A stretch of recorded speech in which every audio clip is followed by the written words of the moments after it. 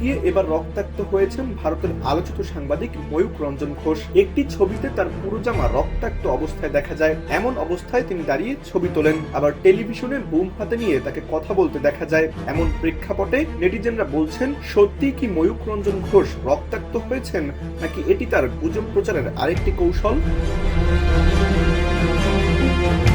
23 December সামাজিক যোগাযোগ মাধ্যম ফেসবুকে নিজের ভেরিফাইড পেজে একটি পোস্ট করেন ময়ূক রঞ্জন ঘোষ। সেখানে তিনি তার রক্তাক্ত 3টি ছবি যুক্ত করে লিখেছেন, বাংলাদেশের হিন্দুদের জন্য প্রতিবাদ করতে এসে কলকাতায় লাঠি বাড়ি খাওয়া সনাতনীদের রক্ত লেগে আমার জামায় নাক মুখ ফাটিয়ে দিয়েছে, কিন্তু একা ছিল না, সবাই জাপটে ধরেছে। তবে ময়ূকের এমন পোস্টের পর নেটিজেনরা মন্তব্য করেছেন, এটি পানের পিক। আবার কেউ কেউ বলছেন এটি মেকআপ আর্টিস্টের একটি design.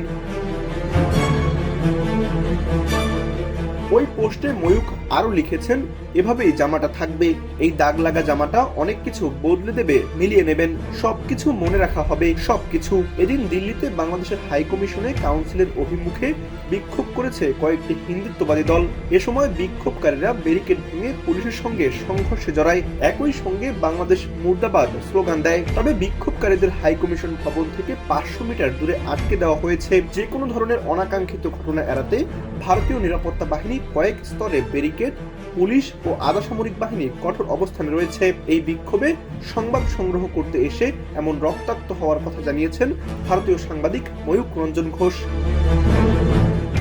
News desk, time lab.